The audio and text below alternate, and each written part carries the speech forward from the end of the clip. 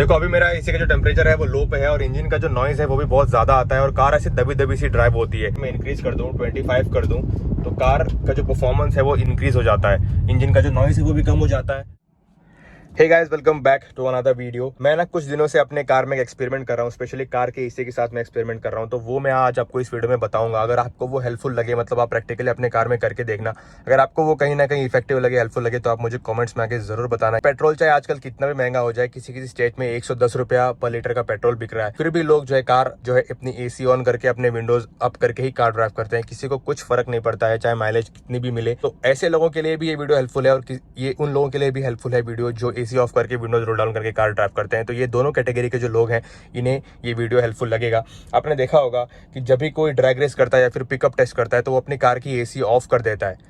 Simple सा मतलब बस यही निकल के आता है कि एसी का जो कंप्रेसर होता है वो इंजन पे लोड डालता है। आप जैसे यहाँ पे टेम्परेचर सेट करते हो ना, जैसे यहाँ पे देख सकते हो, यहाँ पे लो मतलब लोवेस्ट है, मतलब इससे और आपको नीचे कूलिंग नहीं मिलती है। ये एकदम लोवेस्ट लेवल की कूलिंग आपको यहाँ पे मिलेगी। तो इस पे जो है जैसे ही आप टेम्परेचर यहाँ पे सेट करते हो वैसे ही कंप्रेसर इंजन पे लोड डालता है। तो इंजन पे लोड पड़ने से आपको 3 चीज का जो है डिसएडवांटेज मिलता है, वो बताता हूँ आपको। सबसे पहले आपका पिकअप कम हो जाता है, आपको माइलेज भी नहीं अच्छी मिलती है, इसका मतलब माइलेज भी कम हो जाती है। और अगर आपके पास एक AMT है, जैसे कि मेरे पास यहाँ पे आप देख सकते हो, मेरे पास एक ऑटोमेटिक ट्रांसमिशन वाली कार है, तो वो अगर आपके पास है, ऐसे आपके पास कोई भी मतलब ऑटोमेटिक ट्रांसमिशन वाली कार है आपके पास, तो उसमें जो है गियर शिफ्टिंग में आपको अजीब सा बिहेवियर देखने को मिलता है। वो स्मूथनेस नहीं मिलती है, मतलब आपको जर्क्स फील होते हैं जब भी गियर अप शिफ्ट और डाउन शिफ्ट होता है। तो अब कई सारे भाई लोग मुझे ये भी बोलेंगे कि भाई इसका सिंपल सा सोल्यूशन तो यही है, अगर आपको इतना माइलेज और पिकअप का कंसर्न है तो आप अपनी एसी ऑफ करो, विंडोज रोल डाउन करो, आराम से ड्राइव करो।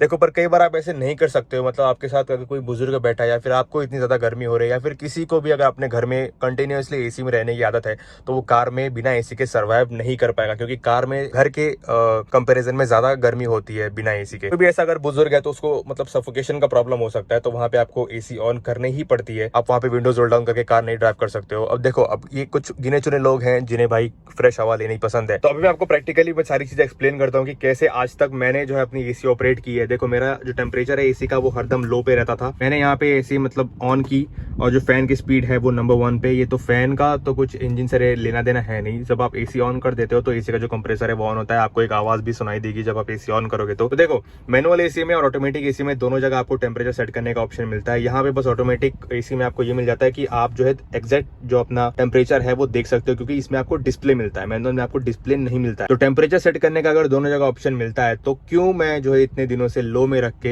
एसी ऑन एसी ऑफ कर रहा था? ये एक्चुअली रॉन्ग है, ऐसा आपने नहीं करना। एसी का कंप्रेसर भी ना खराब होने के चांसेस है। आप ऑन कर रहे हो, ऑफ कर रहे हो, ऑन कर रहे हो, ऑफ कर रहे हो, वो वहां पे कनेक्ट हो रहा है, डिस्कनेक्ट हो रहा है, कनेक्ट हो रहा है, डिस्कनेक्ट हो रहा है, तो एसी का कंप्रेसर भी खराब होने के चांसेस आते हैं। तो आपका टेम्परेचर जब भी लो पे रहे तो इसका मतलब ये है कि कंप्रेसर पे ज्यादा लोड है। और यहाँ पे देखो, ये लोएस्ट है, मतलब इसके नीचे और आपको कूलिंग नहीं मिलती है। तो यहाँ पे कंप्रेसर क्या करता है कि उसको पता चलता है कि आपने लो पे सेट किया है, तो इसका मतलब वो ज्यादा लोड डालता है इंजन पे, और वहीं पे आपको जो है माइलेज कम मिलती है और जो पिकअप है वहां खराब हो जाता है। अगर यहाँ पे मैं अगर रूम टेम्परेचर सेट करूँ, जैसे कि 22, 23, 24, 25, मतलब जैसे भी आपका रूम टेम्परेचर आप रखना चाहो। देखो, 27 तक एक्चुअली लास्ट होता है, उसके बाद जो है हाई चालू हो जाता है। हाई मतलब गर्म हवा चालू हो जाती है, हीटर चालू हो जाता है। तो मेरा जो है 25 में प्रेफर करता हूँ। 25 पे अगर आप एसी ऑन करोगे, अगर ज्यादा भी कूलिंग 25 पे नहीं हो रही है तो आप सेकंड पोजीशन पे भी रख सकते हो। पर इस वाले कंडीशन पे ना जो कंप्रेसर पे जो लोड आता है वो कम आता है। कैसे? क्योंकि देखो, आपने यहाँ पे रूम टेम्परेचर सेट किया है तो उसे पता है कि आपको रूम टेम्परेचर चाहिए, ज्यादा आपको कूलिंग नहीं चाहिए,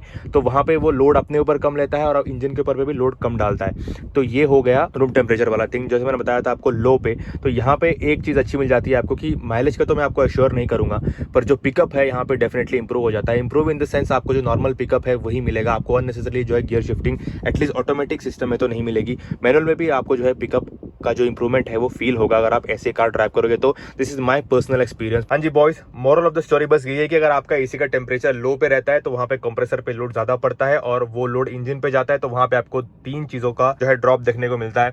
माइलेज ड्रॉप, पिकअप ड्रॉप और अननेसेसरली जो आपको गियर शिफ्टिंग करनी पड़ती है वो आपको नहीं करनी पड़ती है। अगर वहीं पे अगर आपका जो एसी का टेम्परेचर है रूम टेम्परेचर पे सेट है तो वहां पे आपको जो है ये सारी चीजें फेस नहीं करनी पड़ती है। इंजन पे लोड कम पड़ता है, कंप्रेसर पे लोड कम पड़ता है, तो वहां पे आपको परफॉर्मेंस में भी इंप्रूवमेंट मिलती है। और जैसे मैंने बताया आपको, ये मेरा पर्सनल एक्सपीरियंस है। अगर आपको ये चीज अपने कार में करने के बाद प्रैक्टिकल लगी तो आप मुझे कमेंट्स में आके जरूर बताना। वीडियो अच्छा लगा तो लाइक कर देना, नहीं अच्छा लगा तो डिसलाइक भी कर सकते हो। आपके क्या ओपिनियन है आप मुझे कमेंट्स में जरूर बताना। I will see you in the next one guys, bye bye.